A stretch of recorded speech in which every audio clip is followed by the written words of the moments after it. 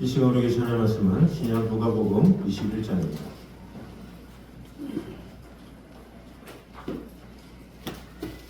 누가복음 21장 37절과 38절 말씀입니다. 신약 133페이지입니다.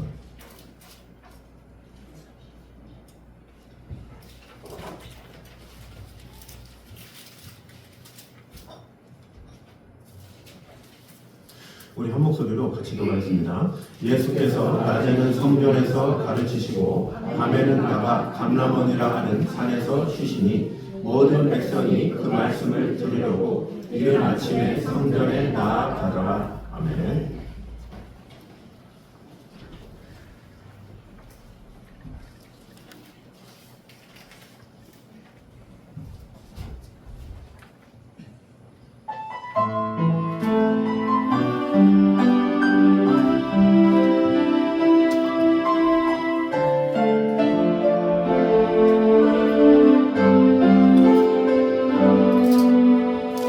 성령이 너희에게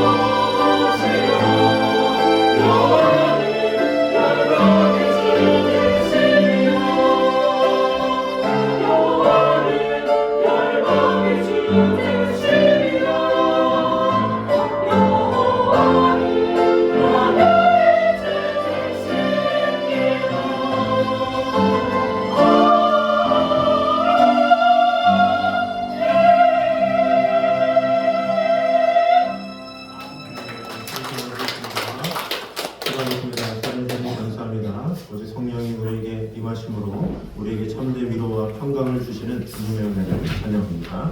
오늘도 주님을 찬양하며 예배하며 우리의 마음이 주님을 향하게 도와주시고 아버지 하나님께서 주시는 은총 가운데 더욱더 세심을 얻고 하나님의 뜻 안에 거할 수 있도록 주님 언제나 함께하여 주시옵소서. 예수님 이름으로 기도드립니다. 아멘. 귀한 찬양 감사드립니다. 은혜롭고 참 귀한 또 멜로디가 참 마음에 감동이 됩니다. 감사합니다. 자, 교회 소식 잠시 드리도록 하겠습니다. 우리 다음 세대를 위해서 늘 기도해 주시고 또 주위의 영혼들도 잘 돌아보면서 날씨가 이제 더워지고 있습니다. 그런 상황에서 주위의 영혼들이 생각날 때 기도도 해주시고 또 전화를 해주시고 여러 가지 그런 위로로 주위의 영혼들에게 사랑을 베푸는 성도들이 되면 좋겠습니다. 오늘까지 해서 이제 누가복음은 마무리가 됩니다. 한 4년여 이렇게 계속 했는데 이렇게 강연을 하다 보니까 장단점이 있는 것 같아요. 이렇게 장점은 좀 한 책을 좀 자세히 공부할 수 있다. 그 안에 은혜를 나눈다 이런 것도 있지만 또 단점은 너무 한 권의 그 길이가 길기 때문에 보통 한 권을 시작하면 3년, 4년 이렇게 가다 보니까 다른 부분은 이렇게 제대로 보지 못하는 경우가 많다는 생각을 했습니다.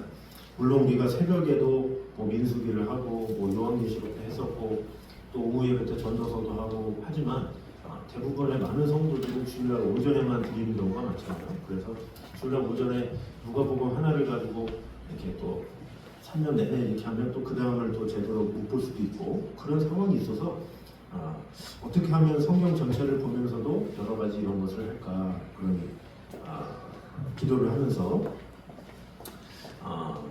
돌아오는 주일부터는 마음 사용 설명서라는 제목으로 해보도록 했습니다. 그래서 두려움, 염려, 분노, 낙심, 외로움, 후회, 질투, 감사 이런 제목으로 성경 전체를 이제 보면서 이렇게 하면 좀 성경 전체를 좀 보면서도 하나님의 뜻을 알 수 있겠다 이런 생각이 들어서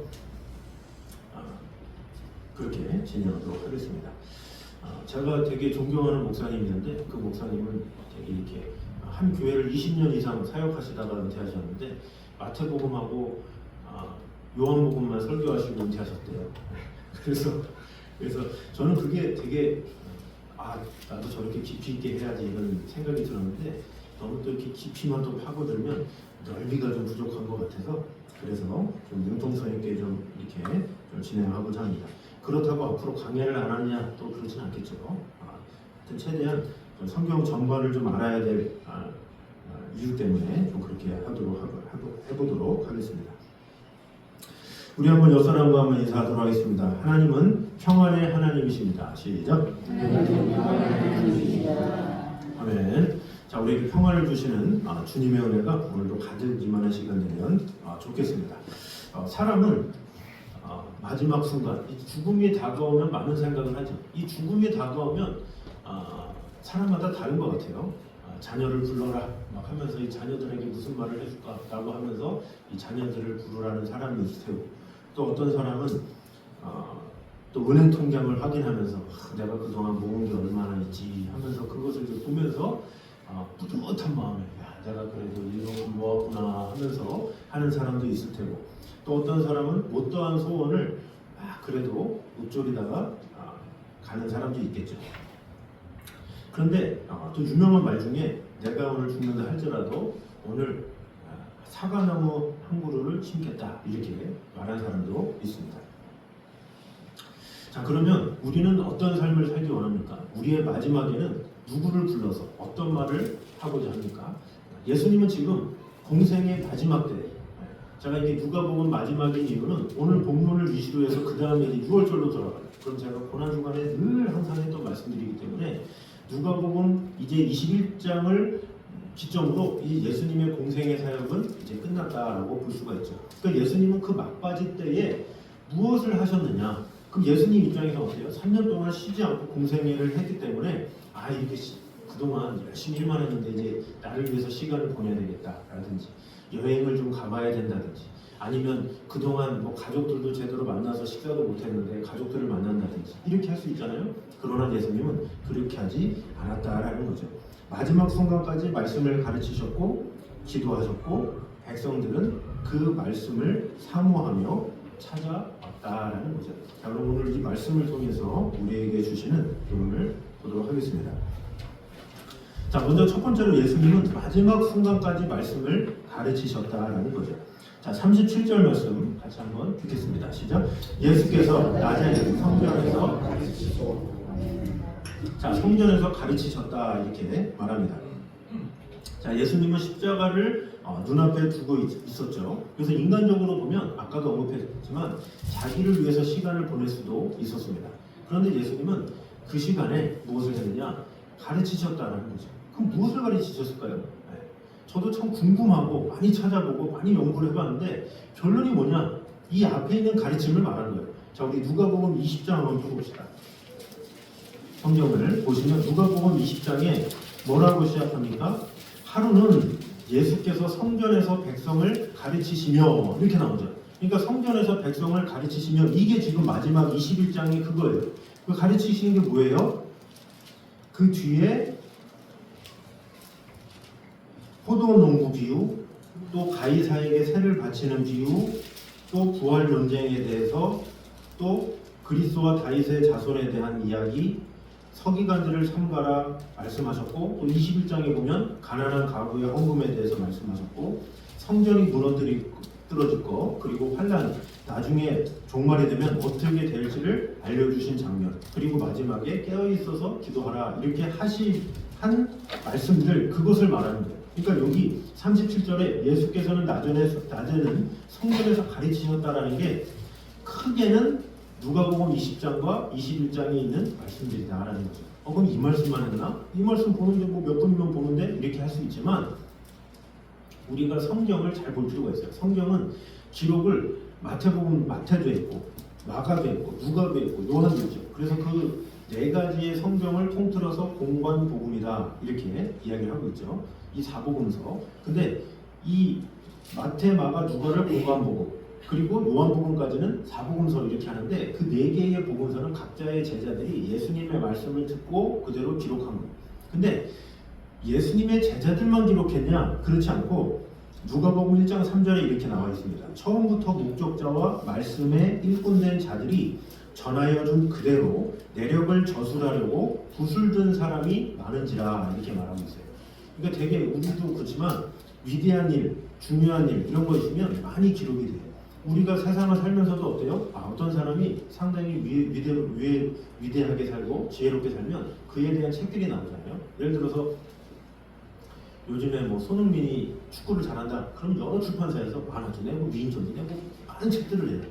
그게 왜 그래요? 그 사람이 대단하다고 생각하니까 여러 사람들이 여러 출판사에서 여러 업체에서 그에게 달려들어서 하는 거죠. 마찬가지로 예수님 당시에도 많은 말씀이 있었기 때문에 수많은 제자들이 쓴 거예요. 그래서 우리가 지금 보고 있는 건 성경 안에서 이 사복음서만 예수님에 대해서 다루고 있지만 그 외에도 수많은 책들이 있어요. 그 수많은 책들을 위경 또 외경 이렇게 부르죠. 그래서 그 위경은 대부분 카톨릭에서 많이 삽입돼서 있었죠. 그런데 기독교에서는 AD 393년 시포 공의회 그리고 397년에 카르타고 공의회에서 연구를 한 거예요. 수많은 책들이 있는데 이렇게 수백 권 수천 권의 이 복음서라고 말하는 게 있는데 여기서 정말로 서로 연관성이 있는지 여기서 필요 없는 건 있는지 말도 안 되는 것은 있는지 뭐 여러 가지 하면서 신빙성이 없는 건 없는지 가리고 골라서 나온 것이 바로 사복음서다라는 거죠. 그래서 오늘날에도 외경 중에 제 서재에도 붉은 책이 있는데 거기에 수많은 복음서들이 있는 거예요. 근데 수많은 기록들이 있는데 그 중에 가장 사실적이고 가장 역사적이고 가장 치밀하게 잘 준비되어 있는 그런 책들만 사복음서로 선정을 한 것이다라는 거죠. 그리고 이 책을 쓴 누가마저도 의사라고 그랬잖아요. 그러니까 의사이기 때문에 상당히 그 예수님의 말씀하신 것 중에 필요한 것들 이런 것들을 적게 돼 있어요. 그럼 어떤 사람이 책을 쓴다 그러면 책을 쓰면 분량을 정하잖아요. 뭐 100페이지, 200페이지, 300페이지 그러면 그 분량을 정하면 어때요? 그 분량을 정한 대로 본인이 뺄 건 빼고 더할 건 더해요.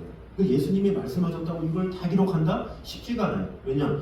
예수님이 3년 동안 공생애 하시면서 얼마나 하신 말씀이 많아요. 그래서 하신 말씀 중에서도 마태복음에 있는 게 마가복음에 없고 마가복음에 있는 게 요한복음에 없고 막 이런 식으로 병행하잖아요.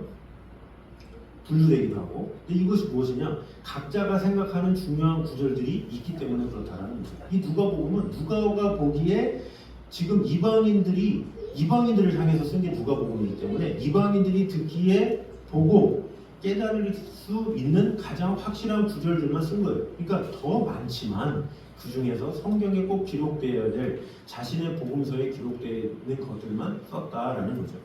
그래서 사도 요한은 요한복음 21장 25절에 이렇게 말합니다.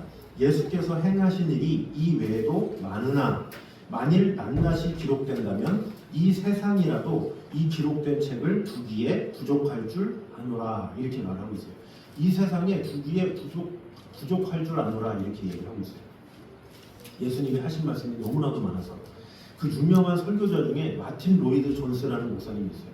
그분이 1500년대 좀 오래되신 분이에요. 근데 그분이 워낙 그 강의 책을 제가 말씀드린 대로 저도 그분의 영향을 많이 받고 되게 좋아했는데 그분이 강의 책을 많이 썼어요. 그래서 번역된 것만 해도 로마서 강의만 해도 14권에서 엄청 두껍고 사도행전 강의해서 엄청 두꺼워요. 그거를 보고 이거를 연구하는 데만 해도 엄청나요.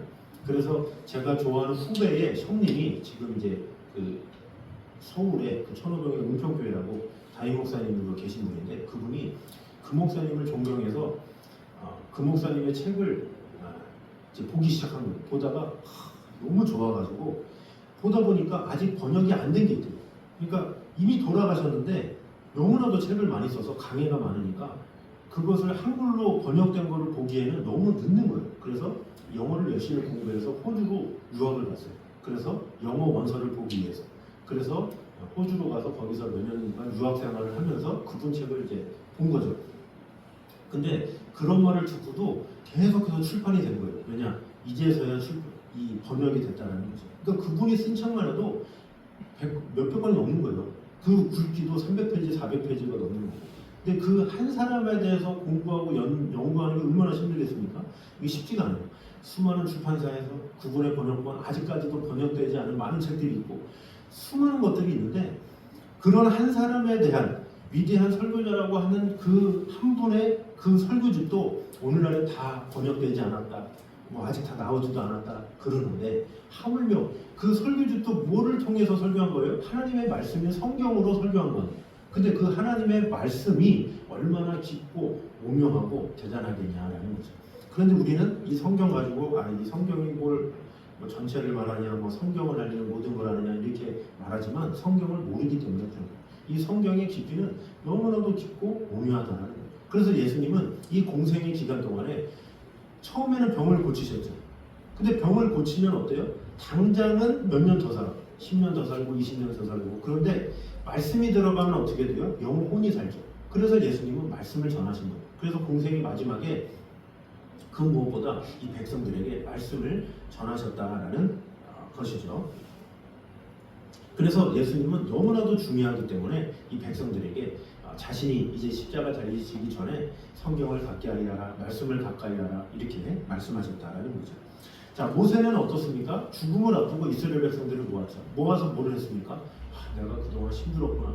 내가 40년 동안 뭐 애굽에서 생활하고 뭐 자신의 간증을 한 것이 아니라 하나님의 말씀을 선포했어요. 그 책이 뭐예요? 성경의 신명기죠. 모세오경, 창세기, 출애굽기, 레위기, 민수기, 신명기. 그 마지막 권이 신명기를 기록한 거예요. 그 신명기를 보면 모세의 마지막 설교인 거예요. 이제 120살에 죽잖아요, 모세가. 그런데 그 전에 있었던 이 80세 이후로 부르심을 받아서 이제 죽기 직전까지의 그런 내용들을 설교한 게 바로 이 신명기인 거예요. 그러니까 얼마나 이 모세가 마지막에 이 하나님 나라 가기 전에 뭔가 했던 메시지를 전했습니까? 여호수아도 모세 다음에 후계자인데 그 후계자 또한 이제 말년에 가서 이 여호수아 20장에 이렇게 나오죠. 내가 이제 말년 때가 됐다. 나는 하나님만 따를 거다. 너희는 어떻게 할 거냐 이렇게 말하죠. 그 여호수아는 뭔가 좀 확신 있게 하지 못해서 안타깝긴 하지만 여호수아도 마지막 죽음의 때에 하나님을 섬겨야 돼. 하나님만 따라야 돼 이렇게 얘기하죠. 근데 그렇게 유언했음에도 불구하고 이스라엘 백성들이 여호수아의 말을 안 듣죠. 그래서 그 말 안 듣는 내용이 그 다음에 사사기. 이 사사기 보면 얼마나 이스라엘 백성들이 끈질기게 말 안 듣고 우상 숭배하는 내용이 나오죠. 그러니까 여호수아가 그렇게 하나님만 따라라, 하나님만 바라봐라 했음에도 불구하고 이 사람의 심리는 자꾸 죄짓고 싶어하는 마음이 있어서 이 사사기 때부터 바로 돌변해서 죄악을 저지르기 시작했다라는 거죠. 사도 바울도 마찬가지죠. 순교를 앞두고 디모데 전서, 후서 이런 옥중서신 이런 것을 쓰면서 하나님을 가까이 하라, 말씀에 거하라 이렇게 권면하고 있다라는 거죠. 자, 그런데 여기서 보면 이 말씀을 가르치는 것에 대해서 많이 강조를 하죠. 그런데 이 중요한 것은 무엇입니까? 누가 이런 말을 했죠. 배우든지 가르치든지 하라 그랬어요. 사실 이 가르친다라는 것은 사람마다 쉽지가 않아요. 이 누구나 다 강단에 설 수도 없는 거고 누구나 다 뭐 성경을 설명할 수는 없는 거고 그런데 하나님께서 우리에게 기쁨의 두 가지를 주셨어요. 하나는 가르침의 기쁨, 또 하나는 배우는 기쁨이에요. 근데 제가 보면 가르치는 기쁨도 기쁨이지만 더 좋은 건 배움의 기쁨이에요. 이 배움의 기쁨에 빠지기 시작하면 정말로 그 시간 가는 줄 몰라요. 책을 보면서 또 요즘에는 강연을 들으면서 설교를 들으면서 어떤 그 배워가는 기쁨은 말할 수 없는 축복이 있다라는 거죠. 배우면 어떻게 됩니까? 늙지 않고 굳어지지 않고 하나님 앞에서 늘 새로운 은혜를 경험하게 됩니다. 세계적인 첼리스트였던 파블로 카잘스라는 사람이 있습니다. 이 사람이 1876년에 태어나서 1973년에 돌아가신 분이에요. 근데 90세가 되어서 이제 그 당시 때 90세면 오늘날의 90세랑 다르잖아요. 그 당시 때는 1800년대에 태어나신 분이니까 더 몸이 쇠약하겠죠. 그런데 그분이 90세가 넘었는데도 첼로를 그렇게 집에서 몇 시간씩 하는 거예요. 그래서 기자가 너무나도 궁금해서 그분한테 인터뷰를 해야 돼요. 선생님, 지금 90세가 넘으셨고 그동안 많은 명성을 누리셨고 위대한 연주가이신데 도대체 뭐가 부족해서 첼로 연주를 아직도 하시고 그렇게 연습하십니까? 그랬더니 이분이 하는 말이 나는 아직도 발전하고 있다고 생각합니다. 이렇게 말했다라고요. 그러니까 더 발전해야 된다라는 생각 때문에 늘 설레는 마음으로 연주를 한다라는 거죠. 그런 그 연습을 통해서 더 갈고 닦아지고 더 갈고 닦아지고 이런 것이 계속 되기 때문에 그 기쁨을 가지고 열심히 하고 있다라는 것이죠. 그래서 이 배우는 사람은 나이가 들어도 성장하게 됩니다. 반대로 이 배우기를 멈춘 사람은 젊어도 늙어버리죠. 신앙도 마찬가지입니다. 이 말씀을 아는 것이 중요한 것이 아니라 말씀을 통해서 계속 변화되는 것이 중요한 것이죠. 그래서 이 벼가 익을수록 고개를 숙인다 이런 말이 있죠. 어릴 때는 모르는 것이 없다 이렇게 생각을 하죠. 젊을 때는 자기 생각이 가장 옳다고 생각하죠. 그런데 인생을 살아가면 살아갈수록 사실은 느끼는 게 뭐예요? 내가 아는 것이 참 적구나. 아직도 배울 것이 많구나. 이런 생각이 들어요. 제가 늘 강조하는 거잖아요. 책을 보면 볼수록 더 볼 책이 있구나. 성경을 보면 볼수록 더 많이 봐야 되겠구나. 이런 생각을 하는 거죠. 저도 그런 생각 때문에 제가 그런 고집을 했던 거예요. 뭐 강의를 한다, 한 권을 한다 그러면 그냥 뭐 몇 주 안에 끝내는 게 아니라 4년, 5년, 10년, 15년 왜냐 그 한 복음서 하나, 그 한 본문 하나를 제대로 알기도 어렵기 때문에 그렇다라는 거죠. 신앙도 그렇죠. 교회를 10년 다닌 사람보다 30년 다닌 사람보다 50년을 믿은 사람이 더 배울 것이 많구나. 내가 더 회개할 것이 많구나. 내가 하나님 앞에 더 엎드릴 것이 많구나. 이런 고백을 하게 된다라는 것이죠. 그래서 우리는 항상 이런 고백을 해야 돼요. 나는 아직도 주님의 말씀을 배워야 하겠구나. 이런 생각을 해야 돼요. 근데 이런 교만함이 있는 사람은 반대로 제자훈련 했었는데 왜 또 하고 뭐 성경을 누가 읽었는데 왜 또 읽고 이런 생각을 하죠. 그러나 많이 본 사람일수록 많이 배운 사람일수록 오히려 더 배우고 싶어하고 더 은혜 받고 싶어하고 한다라는 것이죠. 그래서 진정으로 겸손한 자가 누굽니까? 겸손히 배우려는 자. 겸손히 배우려는 자가 겸손한 자인 거예요. 그래서 그 겸손한 자는 항상 배우고 느끼고 깨닫고 이렇게 해요. 그래서 제가 유튜브 중에 좋아하는 이 사람이 있는데 그 사람이 왜 마음에 드냐면 어떤 사람은 자신의 책을 읽으면 책 읽은 것을 이렇게 정리해줘요. 근데 정리해주는 것도 쉽지 않잖아요. 그 정리해주는 게 내용이 그 책이 막 500페이지, 600페이지 되는 거를 어떻게 이렇게 정리를 잘하는지 제가 주중에도 사피엔스라는 책을 이렇게 정리한 거를 그 1시간 정도 되는 거를 들었는데 와 저거 정리를 어떻게 저렇게 잘하지 이렇게 보면서 근데 그분이 정리만 잘하는 게 아니라 자신이 존경하는 작가를 직접 불러서 서로 대화를 해요. 그래서 그 좋아하는 작가의 책을 미리 봐요. 미리 보고 쭉 연구한 다음에 질문거리를 딱 준비해서 그 작가에게 질문을 해요. 그 작가가 그 대답을 하면 그걸 가지고 아 그렇군요 라고 하면서 적으면서 좋아해요.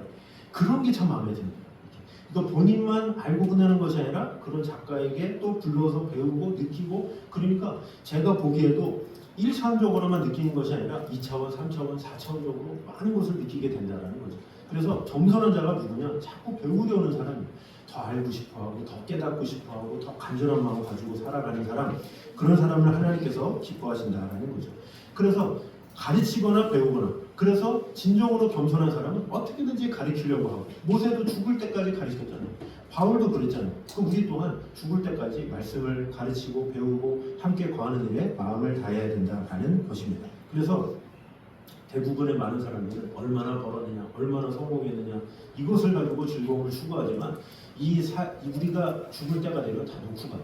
우리가 많이 벌어봐야 가져갑니까?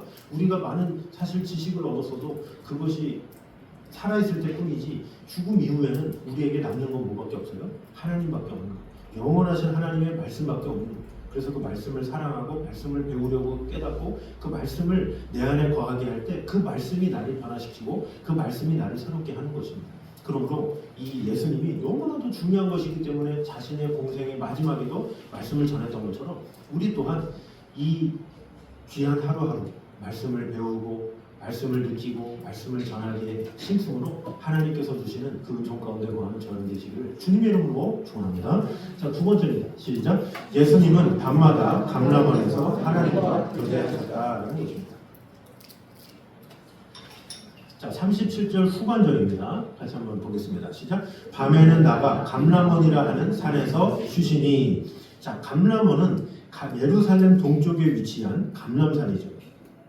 예수님께서는 이곳을 자주 찾으셨습니다. 왜 찾으셨을까요? 단순한 숙소가 아니라 기도의 장소였기 때문에 찾으신 거예요. 자, 누가복음 22장 39절 보겠습니다. 시작. 예수께서 나가사 습관을 따라 감람산에 가시매. 그랬어요. 습관에 따라 감람산에 갔다. 왜? 기도하라. 마가복음 10장 35절에 보면 새벽 오히려 미명에 예수께서 한적한 곳으로 가서 거기서 기도하시더니, 이런 구절이 있어요. 한적한 곳이 감람산이거든요. 왜? 기도하러 갔다라는 거죠.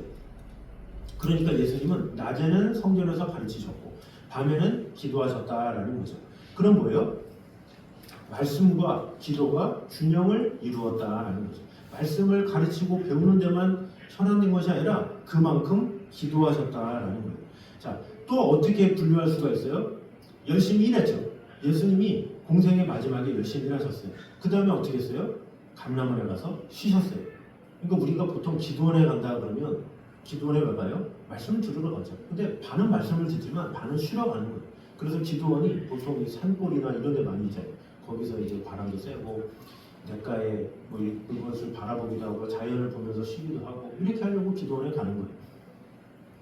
그래서 이 말씀 사역의 핵심이 뭐냐? 어떻게 보면 쉬는 사역을 또 기도의 사역을 같이 병행해서 하는 것, 그것이 필요하다는 거죠. 그 신앙은 항상 균형이 있어야 되는 거예요.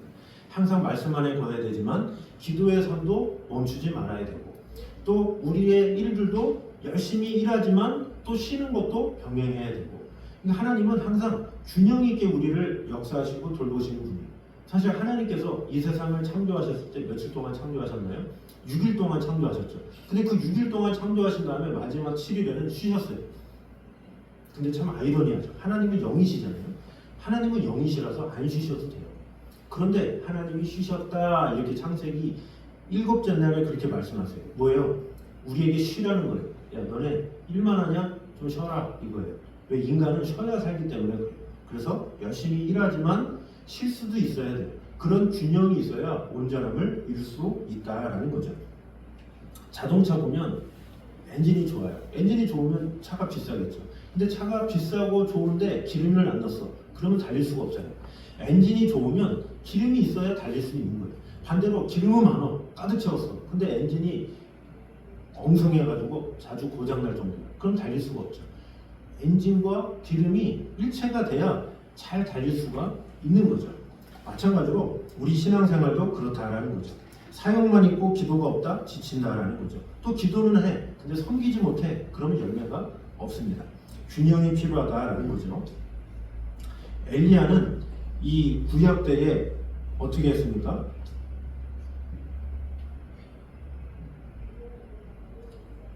엘리야는 구약 때 보면 그 바알 선지자, 아세라 선지자 같이 이렇게 대적을 하죠. 850년과 싸웠어요. 근데 거기서 뭐라 그러냐? 여호와가 만일 하나님이면 그를 쫓고 바알이 하나님은 그를 따르라. 그러면서 소리치면서 얘기했어요. 얼마나 대단하고 멋있습니까? 그런데 그런 엘리야가 그렇게 밤새도록 선포해서 그 850명을 이겼는데 갑자기 우울증에 빠져가지고 이세벨이라는 여인 한 사람이 두려워서 로뎀 나무에 숨어요. 그거 왜 그렇습니까? 균형이 없어서 그래요. 균형이. 그가 열심히 사역한 만큼 좀 쉴 때 쉬었고 뭔가 하나님과의 교제도 좀 더 있어야 되는데 뭔가 한쪽에 치우쳤기 때문에 부족함이 있었죠. 그래서 어떻게 돼요? 하나님이 엘리야에게 찾아오셔서 위로를 해주시죠. 쉬게 해주세요. 용기를 북돋아 주세요. 그 다음에 일하게 하시죠. 그러니까 엘리야조차도 그렇게 위대한 선지자조차도 균형이 이루어지지 않으면 넘어질 수밖에 없다라는 것이죠. 그래서 우리는 항상 어떤 균형을 가지고 예수님이 사역한 이런 균형처럼 우리도 항상 균형감을 가지고 해야 된다는 거죠. 영적인 것도 균형을 가지고 육적인 것도 균형을 가지고 이 영적인 것에 너무 열심인 나머지 육적인 것에 아예 소홀히 한다? 아예 세상 일은 다 죄된 거야. 이런 것도 잘못된 거고 세상에 열심히 살아야지 하면서 영적인 것은 아무런 관심이 없다? 이것도 문제가 있다는 거죠. 영적으로 최선을 다한 만큼 또 세상에서도 마음을 다하고 또 세상에서 전심을 다한 만큼 영적으로도 충만하기 위해서 애쓰고 이런 균형을 다하고 마음을 다할 때 우리에게 힘과 능력이 주어진다는 것이죠. 그래서 우리는 분주한다고 중요한 게 아니에요. 분주하고 바쁘다고 중요한 게 아니라 효율성이 중요해요. 어떻게 지내느냐 이게 참 중요한 거죠. 바쁘게 산다고 대단한 게 아니라 그 바쁨을 어떻게 지키고 있느냐. 그래서 그 바쁨을 잘 지켜야 건강하게 오래오래 지속할 수가 있어요. 그런데 바쁜데 효율성이 없다, 한 곳에 치우쳤다, 그러면 지칠 수밖에 없고 넘어질 수밖에 없는 것이죠. 그래서 우리는 분주함에만 빠지지 말고 하나님과 깊이 교제하는 시간을 갖고 또 기도하는 만큼 섬김의 균형을 이루는 성도가 되어서 주님의 사역처럼 우리 또한 균형을 온전히 이루어서 하나님을 기쁘시게 하게 부족함이 없는 저를 되시기를 주님의 이름으로 축원합니다. 자, 마지막 세 번째입니다. 같이 한번 읽겠습니다. 시작. 백성들의 말씀을 사모하며 이른 아침부터 네, 자, 백성들은 그 말씀을 사모해서 이른 아침부터 나왔다라는 거죠. 38절 보겠습니다. 시작. 모든 백성이 그 말씀을 들으려고 이른 아침에 성전에서 나아가더라. 자, 억지로 끌려간 것이 아니죠. 누가 시킨 게 아니에요. 말씀을 듣고 싶어서 스스로 나왔다라는 거죠. 여기 보니까 그 말씀을 들으려고 이른 아침에 말하잖아요. 원문을 보면 새벽 동틀 무렵에 이 뜻이. 우리나라가 요즘에는 많이 그런 것이 없는 게 안타깝지만 특세다 딱 하면 그게 특세야. 보통 하면 40일 막 하거든요. 근데 그 특세다 하면 이 성도들이 막 그 자리 차지하려고 본당에 자리 차지하려고 막 길을 쓰던 시대가 있었어요. 뭐 그때가 뭐 얼마 그렇게 오래되지도 않았어요. 2000년대 초반 이 정도만 해도 그런 게 많았어요. 그래서 본당에 앉을 자리는 한정돼 있고 또 성도는 더 많고 그러니까 이 성도들이 새벽 2시부터 와가지고 기다려요. 본당문 앞에서 말씀 들으려고. 그걸 넘어서 이 본당에 못 들어가면 옆에 교육관에서 영상으로 보니까 그렇게 한다라는 거죠. 그 누가 보면 영상으로 듣나? 나 집에 가서 누워가지고 귀로 듣나? 뭔 상관이나 이렇게 생각하지만 아까 뭐라고 그랬어요? 배우는 자에게 축복이 있고 은혜가 있다고 그랬잖아요. 그런 사모하는 마음을 가지고 온 성도에게 하나님의 은혜가 크게 안 임하겠습니까?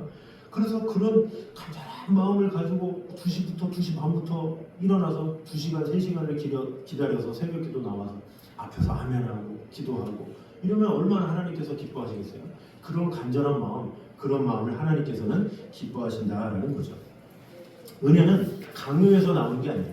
보세요, 하세요, 이러세요 이게 나오는 게 아니라 스스로 사모하는 마음, 갈급한 영혼을 채우시는 분이기 때문에 하나님은 간절한 자에게 은혜를 주시는 거예요. 나를 사랑하는 자들이 나의 사랑을 입으며 나를 간절히 찾는 자가 나를 만날 것이니라 그랬어요.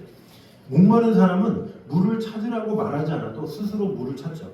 배고픈 사람은 식사 시간을 알려주지 않아도 음식 냄새를 따라가죠.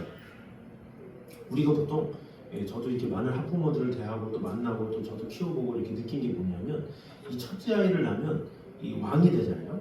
공주나 왕이 돼요. 그래서 그 아이에 맞춰서 하게 돼 있어요. 그래서 최고급 밥을 지어서 최대한 영양가 있는 유기농에다가 현미도 섞어가지고 어떻게든지 해서 맛있는 거를 대접해드리죠. 첫째 아이를 낳으면 그래요. 대접을 해드려요. 이 대접을 하는데 막 숟가락으로 해서 먹으라고 사정을 하고 더 좋은 거 싫다 그러면 또 조미료도 유기농으로 해가지고 어떻게든지 해가지고 이렇게 막 떠먹이려고 하고 막 애를 써요. 근데 그런 시행착오를 겪고 나서 안 되겠다 이제 깨닫게 되죠. 아 이러다가 버릇만 나빠주는구나 하면서 이제 둘째 낳고 셋째 낳으면서 이제 바뀌죠. 그러면서 어떻게 돼요? 안 주죠. 밥을 안 줘버려요. 그러니까 안 줘버리면 이제 아이가 먼저 와서 배고파. 간절함을 오히려 이용하죠. 간절해서 막 무채무채까지. 그럼 나중에 어떻게 돼요? 밥이라도 이렇게 돼요. 밥이라도 이전에 막 잘 누릴 때는 뭐 어떤 반찬을 해도 막 가려는데 나중에는 하도 안 주면 밥이라도 밥만 줘요. 밥만 물 말아줘도 좋겠어. 이렇게 그때 되면 당근 주든 브로콜리를 주든 피망을 주든 상관없어. 다 먹어. 왜? 간절함이 있으니까. 하도 안 주니까 그걸 먹으려고 간절함이 생기니까 그렇게 한다라는 거죠. 우리의 삶에서도 마찬가지. 우리의 삶에 이렇게 뭔가 뜻이 있고 고난도 없고 어려움도 없고 그러잖아요. 그럼 주님을 잘 안 찾아요. 이 사람이라는 게 고난이 없으면 배도 뜨시고 막 그러면 꼭 교회 가야 되나? 뭐 예배를 드려야 돼? 뭐 기도를 해야 돼? 이런 생각이 듭니다. 이 몸이 따뜻하니까 그런 일이 없어. 근데 사람이 고난을 받고 여러 어려움이 있으면 어떻게 돼요? 갑자기 주여 이렇게 하게 돼. 이 뭔가 이게 그때 간절함을 갖고 주님을 찾게 되는 거죠. 근데 지혜로운 사람은 어떤 사람입니까? 굳이 고난이 찾아와서 주님을 찾는 것이 아니라 하나님께서 은혜 베푸실 때 그 은혜를 받아 누리는 게 지혜로운 거예요. 아까 말했지만 첫째 아이를 낳았어. 근데 그 아이를 위해서 최고급 음식을 해줘. 그럼 지혜로운 아이는 뭐예요? 어머니께서 나를 위해서 이렇게 새벽부터 일어나셔서 맛있는 음식을 주셨군요 하면서 맛있게 받아 먹으면 어때요? 그 영양분이 다 자기 거가 될 뿐만 아니라 부모도 좋고 자녀도 좋은 거예요. 마찬가지로 하나님께서 우리에게 은혜 베푸시기 원해요. 근데 그 은혜를 미리 어떤 고난도 없고 어려움이 없어도 주님 감사합니다 하면서 누리면 얼마나 좋아요. 주님 우리에게 은혜를 주셔서 좋고 우리도 그 은혜에 감사해서 좋고. 근데 인간이라는 게 불순종을 너무 많이 해. 자꾸 하나님 말씀을 거절을 해. 그러니까 말 안 듣고 그러니까 여러 가지 생각지 못한 일들 때문에 그래야 하나님을 부르고 그러니까 하나님을 찾고 그렇게 해서 갈급한다? 문제가 있다라는 거죠. 그래서 우리는 무슨 일이 일어나서 주님을 찾기보다도 미리 주님 앞에 나와 그 은혜 가운데 거하는 그런 삶이 필요하다라는 거죠. 뭔가 궁핍해야 하는 것이 아니라 부족해야 그런 것이 아니라 좀 비굴하지 않습니까? 그러니까 부모와의 관계도 그렇잖아요. 평소에 부모님께 효도를 안 하다가 용돈 필요할 때만 엄마 오늘따라 이뻐 보이네요. 이거 얼마나 좀 그렇잖아요.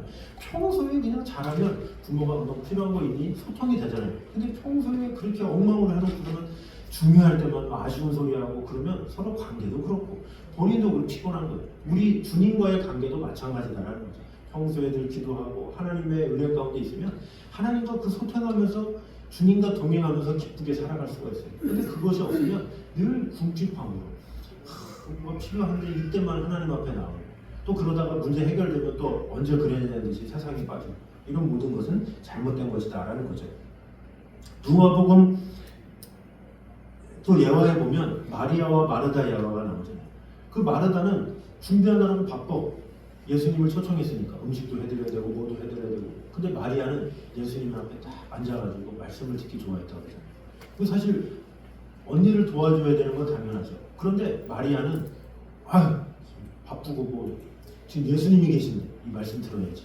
예수님은 그걸 귀하게 여기셨다는 거죠.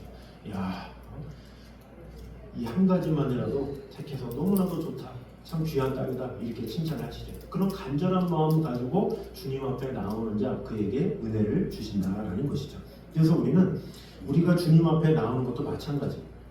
또 주일이네, 뭐 습관이네, 뭐 이런 것이 아니라 자꾸 신앙생활하는데 미루지 말고 갈망하며 나아가. 토요일만 되면 내일이 주일이 얼마나 기다렸던가. 이런 마음을 가지면 하나님께서 은혜 주시고 축복해 주시고 하나님을 경험하는 거예요. 근데 벌써 주일이야. 아이고 뭐 이런 생각을 가지면 은혜를 주고 싶어도 줄 수가 없는 거예요. 그래 놓고선 말씀이 없다더니 뭐가 문제라더니 뭐 이렇게 할 때가 있다라는 거죠. 그래서 우리는 오늘 본문을 통해서 이제 결론을 맺도록 하겠습니다. 건강한 신앙이 무엇입니까? 예수님께서 말씀을 가르치셨죠. 감람원에서 기도하셨죠. 또 백성들은 그 말씀을 사모했습니다. 갈급함이 있었죠. 결국 건강한 신앙은 말씀과 기도 그리고 말씀을 향한 갈급함 위에 세워진다라는 것을 꼭 기억함으로 우리 모두가 갈급함으로 살아가는 목마름으로 늘 주님의 말씀을 소중히 여기는 저를 되시기를 주님의 이름으로 축원합니다. 결론을 맺겠습니다. 첫 번째입니다. 시작. 예수님은 마지막 순간까지 말씀을 가르치셨다라는 거죠. 십자가를 앞두고도 세상의 일보다 하나님의 말씀을 더 중요하게 여겼습니다. 우리도 마지막까지 배우고 말씀 안에 거하며 살아가는 제자가 되면 좋겠습니다. 자, 두 번째 읽어보겠습니다. 예수님은 밤마다 감람원에서 하나님과 교제하셨다라는 거죠. 낮에는 가르치시고 밤에는 기도하셨습니다. 말씀과 기도, 사역과 쉼의 균형을 이루며 하나님과 동행하는 그런 삶이 우리에게도 있으면 좋겠습니다. 세 번째입니다. 시작. 백성들은 말씀을 사모하며 이른 아침부터 나왔다라는 거죠. 억지로가 아니라 자원하는 마음으로 나왔다라는 거죠. 우리 또한 말씀을 향한 첫사랑, 갈급함 이것을 회복함으로 주님 사모합니다. 내 갈급함, 이 갈급함으로 주님 앞에 나옵니다. 이런 마음으로 주님께 모든 것을 내려놓고 오직 말씀을 사랑하기에 힘쓰는 저희 되시기를 주님 이름으로 축원합니다. 자, 우리 시간에 내 갈급함 이 가사 생각하면서 우리 같이 찬양하도록 하겠습니다. 우리 주보에 나와 있는 찬양입니다.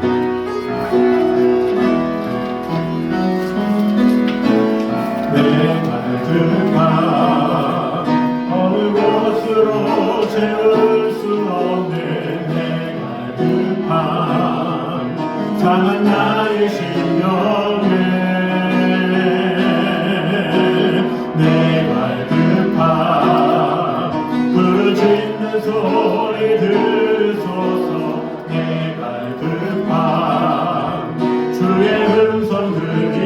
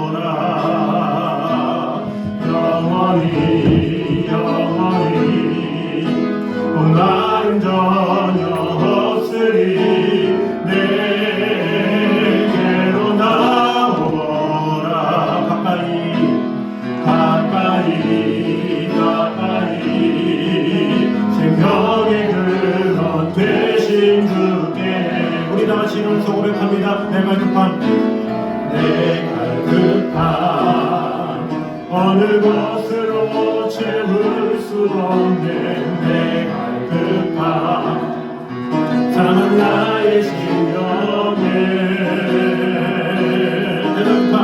내 갈급함 부르짖는 소리 들으소서 내 갈급함 주의 음성 들리네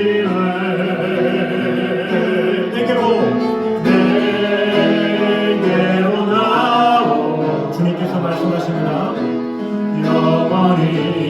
영원히 목마름 전혀 없으리 내게로 나오라 가까이 생수의 근원 대신 주께 내게로 나오라 영원히 또 마른 전혀 없으리 내게로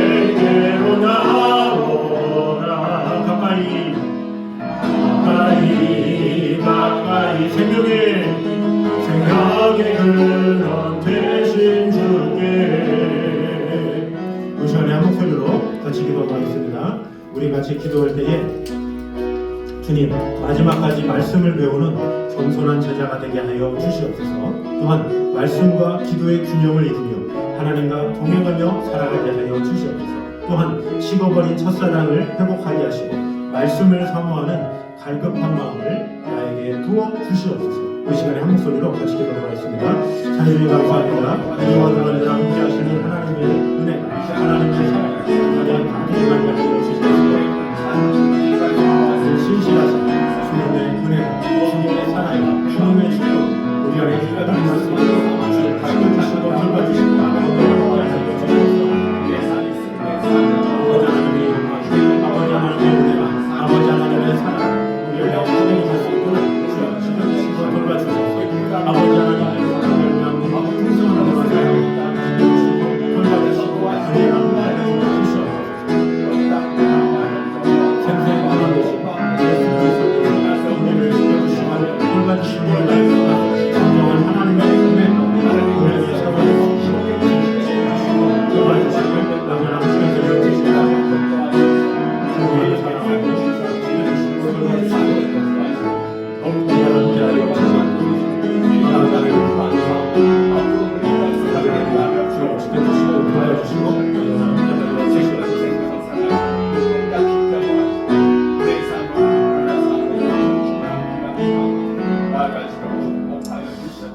사랑해 주님 감사드립니다. 십자가를 앞두고도 마지막 순간까지 말씀을 가르치셨던 주님의 모습을 바라보게 하시니 감사합니다. 우리도 세상의 즐거움과 욕심의 마음을 빼앗기지 않게 하시고 평생 말씀을 배우며 말씀 안에 거하는 제자의 삶을 살아가게 하여 주시옵소서. 예수님께서 밤마다 감람원에서 하나님과 교제하셨던 것처럼 우리 또한 분주한 일상 속에서도 하나님과 만나는 시간을 소중히 여기고 말씀과 기도, 사역과 쉼의 균형을 이루며 살아가게 하여 주시옵소서. 또한 이른 아침부터 말씀을 듣기 위해 성전으로 달려왔던 백성들처럼 우리 안에도 말씀을 향한 갈급함을 회복시켜 주시옵소서. 습관과 형식에 머무르는 신앙이 아니라 주님을 사모하고 주님의 음성을 듣기를 갈망하는 살아있는 믿음을 허락하여 주시옵소서. 연약한 우리의 심령을 붙들어 주시고 남은 우리의 하루하루 또한 말씀 가운데 살아가게 하여 주시고 기도로 승리하게 하시고 날마다 주님과 더욱 가까워지는 삶을 살게 하여 주시옵소서. 특별히 주님 앞에 정성껏 드려진 예물을 기억하여 주시고 드리는 손길마다 감사가 넘치게 하시며 하늘의 은혜와 평강으로 채워주시고 함께하여 주시옵소서. 이제는 우리 주 예수 그리스도의 은혜와 하나님 아버지의 한량없는 사랑하심과 성령님의 감동하시며 교통하시는 역사가 마지막 순간까지 말씀을 배우고 말씀 안에 거하기를 결단하는 성도들 위해 감람원에서 기도하신 주님을 본받아 하나님과 깊이 교제하며 살아가기를 소망하는 성도들 위해 말씀을 사모하며 주님께 가까이 나아가는 믿음의 백성들 위해 그들의 가정과 자녀들과 하는 모든 일 위해 그리고 이 교회와 주님의 몸된 공동체 위에 이제부터 영원토록 함께 있기를 간절히 축원하옵나이다. 아멘.